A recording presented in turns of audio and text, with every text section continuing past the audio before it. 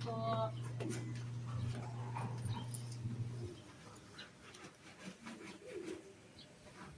Klase din.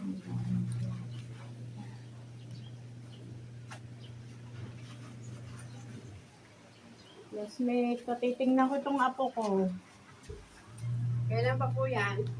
Ay, nung nakaraang linggo parang nilalaro nitong pusa. Hmm.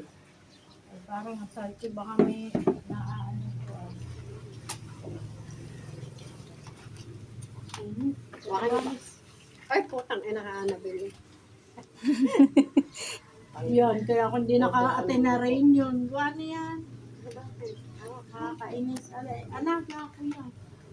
Ay, Wala ma. hirap na pag mga alaga. Wala akong Ako'y mapag-iwanan. nawalan ako ng alaga. Wakan mo. Ikaw naman.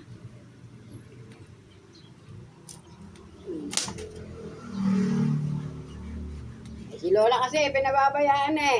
Ibang kilos niya eh. Sabi ko, ay baka ito'y naaano ng pusa. Hindi na. Yung pusa ng kapitbahay lang napunta sa amin.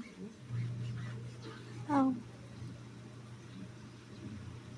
Hindi ko ay bahay na bahay din lang. Ay na, hindi na makalayas. Buti hindi siya nilalagnat. Iniwan nito sa akin niya isang buwan lang. Hmm? Ano? May trabaho na.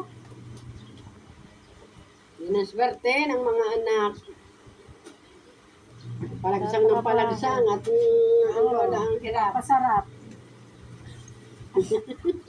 Ay, kalimitan lula.